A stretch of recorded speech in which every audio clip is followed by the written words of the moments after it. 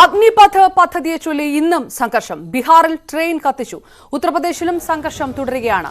വിവരങ്ങളുമായി KP അഭിലാഷ് ചേരുന്നു. അഭിലാഷ്, പ്രായപരിധിയിൽ ഒറ്റത്തവണ ഇളവ് പ്രഖ്യാപിച്ചു. അങ്ങനെ ഒരു നീക്കത്തിലേക്ക് പോലും കേന്ദ്ര സർക്കാർ കടന്നു. അപ്പോഴും സംഘർഷാവസ്ഥയിൽ അയവില്ല.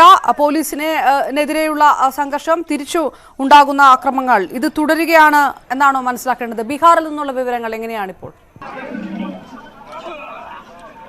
അപർണ, അഗ്നിപഥ് എന്ന പദ്ധതിക്കെതിരെ കേന്ദ്ര സർക്കാരിന്റെ ഈ പുതിയ തീരുമാനത്തിനെതിരെ വ്യാപകമായ പ്രതിഷേധം ആണ് അലയടിക്കുന്നത്. ഇന്നലെ ആയിരുന്നു രാജ്യത്ത് അതിശക്തമായ പ്രതിഷേധം ഉണ്ടായത്. അതിൽ ഏറ്റവും ഉയർന്ന പ്രതിഷേധം ഉണ്ടായത് ബീഹാറിൽ ആയിരുന്നു. എന്നാൽ മധ്യപ്രദേശ്, ഉത്തർപ്രദേശ്, രാജസ്ഥാൻ, ഹരിയാന, ജമ്മു കാശ്മീർ ഉൾപ്പെടെയുള്ള സംസ്ഥാനങ്ങളിലും ഈ പദ്ധതിക്ക് എതിരായ പ്രതിഷേധം ശക്തമാവുകയും ചെയ്തിരുന്നു.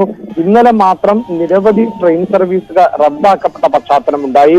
അതിനു പുറമെ നിർത്തിയിട്ടിരുന്ന ട്രെയിനുകളുടെ കോച്ചുകൾക്ക്, ബോഗികൾക്ക് തീയിട്ട പശ്ചാത്തലമുണ്ടായി. ആളുകൾ റോഡുകൾ ഉപരോധിക്കുകയും റോഡുകളിൽ ടയറുകൾ ഉൾപ്പെടെ കത്തിച്ചുകൊണ്ട് പ്രതിഷേധം നടത്തുകയും ഒക്കെ ചെയ്ത പശ്ചാത്തലം ആയിരുന്നു ഇന്നലെ ബീഹാറിൽ ഉണ്ടായത്. പലയിടങ്ങളിലും സാധാരണക്കാരും പ്രതിഷേധക്കാരും തമ്മിൽ ഏറ്റുമുട്ടിയ ഒരു സാഹചര്യത്തിലേക്ക് കൂടി ബീഹാർ കടന്നിരുന്നു. ഏതാണ്ട് സമാനമായ സാഹചര്യം തന്നെയായിരുന്നു ഉത്തർപ്രദേശിലെ മറ്റ് സംസ്ഥാനങ്ങളിലും ഉണ്ടായത്. പ്രത്യേകിച്ച് ഈ നിലയിലുള്ള സംവിധാനം, അതായത് അഗ്നിപഥ് എന്ന സ്കീം അനുസരിച്ച് 4 വർഷം ആണ് ഈ ഉദ്യോഗാർത്ഥികൾക്ക് സൈനിക സേവനം നടത്താൻ സാധിക്കുന്നത്. അതിനുശേഷം 4 വർഷം പൂർത്തിയാക്കുന്നവരിൽ 25% ആളുകളെ ആണ് സ്ഥിര നിയമനത്തിനായി തെരഞ്ഞെടുക്കുക. ഇത് വലിയ തോതിൽ തൊഴിൽ അവസരങ്ങൾ നഷ്ടപ്പെടുത്തും എന്നുള്ളതാണ് ഉദ്യോഗാർത്ഥികളുടെ പ്രധാനപ്പെട്ട പരാതി. അതുകൊണ്ട് തന്നെ ഈ പദ്ധതി പിൻവലിക്കണം എന്ന നിലപാടിൽ ഇപ്പോഴും ഉറച്ചു നിൽക്കുകയാണ്. എന്നാൽ ഇന്നലെ തന്നെ കേന്ദ്ര സർക്കാർ ഇത് തെറ്റായ ഒരു പ്രചാരണമാണ്, ഉദ്യോഗാർത്ഥികളുടെ തൊഴിൽ അവസരങ്ങൾ നഷ്ടമാവുകയില്ല എന്ന് വ്യക്തമാക്കിയിരുന്നു. കാരണം ഓരോ വർഷവും 50,000-ഓളം ആളുകൾക്ക് ആണ് അഗ്നിപഥ് എന്ന പദ്ധതിയിലൂടെ അവസരം ലഭിക്കുന്നത്. ഇവരിൽ 4 വർഷം പൂർത്തിയാക്കുന്നവർക്ക് 25% വെച്ച് അവസരം ലഭിക്കുമ്പോൾ പ്രതിവർഷം സൈനിക സേവനത്തിന്റെ ഭാഗമായി 10,000-കണക്കിന് ആളുകൾ സേനയിൽ ചേരുന്ന ഒരു സാഹചര്യമാണ് ഉണ്ടാകുന്നത്. അതുകൊണ്ട് തന്നെ ഉദ്യോഗാർത്ഥികൾക്ക് തൊഴിൽ നഷ്ടമാകുന്ന സാഹചര്യം ഉണ്ടാകില്ല എന്ന് കേന്ദ്ര സർക്കാർ വിശദീകരിക്കുന്നു. എന്നാൽ കേന്ദ്ര സർക്കാരിന്റെ ഈ വിശദീകരണത്തിൽ തൃപ്തരല്ല പ്രതിഷേധക്കാർ എന്ന് തന്നെയാണ് മനസ്സിലാക്കാൻ സാധിക്കുന്നത്. ഇന്നലെ ബീഹാറിലെ ചപ്രയിലും ബാബുവിയിലുമായിരുന്നു പ്രതിഷേധക്കാർ ട്രെയിന് തീവെച്ചത്. അറായിലെ റെയിൽവേ സ്റ്റേഷനിൽ പ്രതിഷേധിച്ചവർക്ക് നേരെ പോലീസ് കണ്ണീർവാതക ഷെല്ലുകൾ പ്രയോഗിച്ച സാഹചര്യമുണ്ടായി. ജഹനാദാബാദിൽ ട്രെയിൻ ഗതാഗതം തടസ്സപ്പെടുത്താൻ ശ്രമിച്ചത് ചോദ്യം ചെയ്ത യാത്രക്കാർക്ക് നേരെ പ്രതിഷേധക്കാർ കല്ലെറിഞ്ഞു. മാത്രമല്ല, ഈ ചൊവ്വാഴ്ച തിരുവനന്തപുരത്ത് നിന്ന് പുറപ്പെട്ട നിസാമുദ്ദീൻ എക്സ്പ്രസിന് നേരെ ഗ്വാളിയാറിൽ വെച്ച് ആക്രമണം ഉണ്ടായി. എന്നാൽ മലയാളികൾ ഉൾപ്പെടെയുള്ളവർ സുരക്ഷിതരായി ആണ് എന്നാണ് നമുക്ക് മനസ്സിലാക്കാൻ സാധിക്കുന്നത്. ഈ ജഹനാദാബാദിന് പുറമെ ബക്സർ, നവാഡ എന്നിവിടങ്ങളിൽ ഉൾപ്പെടെ ഇപ്പോഴും പ്രതിഷേധം തുടരുക തന്നെയാണ്. ഇന്ന് ഒരുപക്ഷെ വരും മണിക്കൂറുകളിൽ ഈ പ്രതിഷേധം കൂടുതൽ ശക്തമാകും എന്ന് തന്നെയാണ് ലഭിക്കുന്ന വിവരം. അഭിലാഷ്, വലിയ രീതിയിലുള്ള പ്രതിഷേധം ഉണ്ടാകുമ്പോൾ അതിൽ ഒരു മയപ്പെടുത്തലിന് വേണ്ടിയിട്ട് അടിയന്തര ഇടപെടൽ ഉണ്ടാകുന്നു. പ്രായപരിധിയിൽ ഒരു മാറ്റത്തിലേക്ക് കേന്ദ്ര സർക്കാർ കടക്കാൻ നിർബന്ധിതമാകുന്നു. രാഷ്ട്രീയപരമായി ദേശീയ രാഷ്ട്രീയത്തിൽ തന്നെ അത് ഏതെല്ലാം രീതിയിലുള്ള പ്രതികരണങ്ങൾ ഉണ്ടാക്കുന്നുണ്ട്.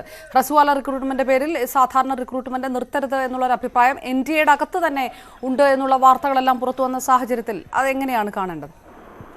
അപർണ, രാഷ്ട്രീയമായി ഈ വിഷയത്തിൽ വലിയ പ്രതിഷേധം ആദ്യം ഉയർത്തിയത് രാഹുൽ ഗാന്ധി ആയിരുന്നു. അദ്ദേഹം ട്വിറ്ററിലൂടെ ആയിരുന്നു അഗ്നിപഥിന് എതിരായ പ്രതിഷേധം ഉയർത്തിയത്. അതായത് രാജ്യത്തെ സായുധ സേനാ വിഭാഗങ്ങൾക്കിടയിൽ അസ്ഥിരത ഉണ്ടാകുവാനാണ് ഈ നിയമനം സഹായിക്കുക, ഇത് സൈനിക ശേഷിയെ ദുർബലപ്പെടുത്തും എന്ന തരത്തിലുള്ള പ്രതികരണവുമായാണ് രാഹുൽ ഗാന്ധി എത്തിയത്.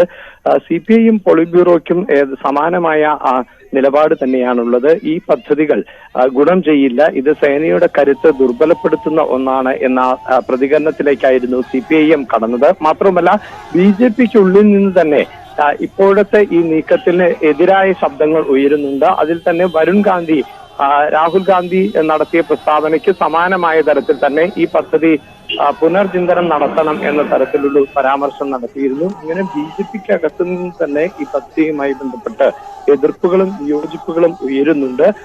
കേന്ദ്ര സർക്കാരിനെ സംബന്ധിച്ചിടത്തോളം കേന്ദ്ര സർക്കാർ ദീർഘകാലമായി ഈ വിഷയത്തിൽ പഠനങ്ങൾ നടത്തുകയും ഇതുമായി ബന്ധപ്പെട്ട അതായത് സൈനിക സേവനത്തിൽ ഉൾപ്പെടെ എന്ത് മാറ്റങ്ങളാണ് വരുത്തേണ്ടത് എന്നത് സംബന്ധിച്ച് പഠനങ്ങൾ നടത്തി റിപ്പോർട്ട് തയ്യാറാക്കുകയും ആ റിപ്പോർട്ടിന്റെ അടിസ്ഥാനത്തിൽ ആണ് ഇങ്ങനെ ഒരു തീരുമാനത്തിലേക്ക് പോവുകയും ചെയ്തത്. എന്നാൽ ഈ വ്യാപകമായ പ്രതിഷേധങ്ങൾ ഉയരുന്ന പശ്ചാത്തലത്തിൽ ഈ 17.5 വയസ്സ് മുതൽ 21 വയസ്സ് വരെയുള്ള ആളുകൾക്ക് ആണ് അഗ്നിപഥിലൂടെ അഗ്നിവീർ എന്ന തരത്തിൽ 4 വർഷം സേവനം അനുഷ്ഠിക്കാൻ അവസരം ലഭിക്കുക. അതോടൊപ്പം തന്നെ ഈ സമാന്തരമായി തന്നെ സൈനിക പോസ്റ്റുകളിലേക്ക് റിക്രൂട്ട്മെന്റുകൾ നടത്തണം എന്ന ആവശ്യം ഉയർന്നു വരുന്നുണ്ട്. അഗ്നിപഥ് സ്കീമിലൂടെ മാത്രമാകരുത് സേനാ ഉദ്യോഗസ്ഥരെ തെരഞ്ഞെടുക്കേണ്ടത് എന്ന ആവശ്യം ഉയരുന്നു. ഇത്തരം ആവശ്യങ്ങളോടൊന്നും തന്നെ വിയോജിപ്പോ എതിർപ്പോ കേന്ദ്ര സർക്കാർ പ്രകടിപ്പിച്ചിട്ടില്ല. ഒരുപക്ഷെ വരും മണിക്കൂറുകളിൽ ഈ പ്രതിഷേധം തുടരുകയാണ് എങ്കിൽ കേന്ദ്ര സർക്കാർ ഏതെങ്കിലും തരത്തിലുള്ള മാറ്റങ്ങൾക്ക് വിധേയമാക്കേണ്ടതുണ്ടോ, അല്ലെങ്കിൽ ഉദ്യോഗാർത്ഥികൾക്ക് അവസരം നഷ്ടപ്പെടാതിരിക്കുന്നതിന് വേണ്ടിയുള്ള കൂടുതൽ ഓപ്ഷനുകൾ ഇതിൽ എടുത്തു പറയേണ്ടത് കൂടുതൽ അവസരങ്ങളുണ്ട് എന്ന് സർക്കാർ ആവർത്തിക്കുമ്പോഴും സർക്കാർ വിമുക്ത ഭടന്മാരടക്കമുള്ളവരുമായി ചർച്ച നടത്തണമെന്നാണ് ഇപ്പൊ മുൻപ് പോലും കോൺഗ്രസ് ആവശ്യപ്പെട്ടിരിക്കുന്നത്. ആ രീതിയിലേക്ക് കടക്കുമ്പോൾ സംഘർഷം കൂടുതൽ ശക്തമാകുമോ എന്നുള്ള വരും മണിക്കൂറുകൾ പറയും. KP അഭിലാഷ് വിവരങ്ങൾ നൽകിയത്.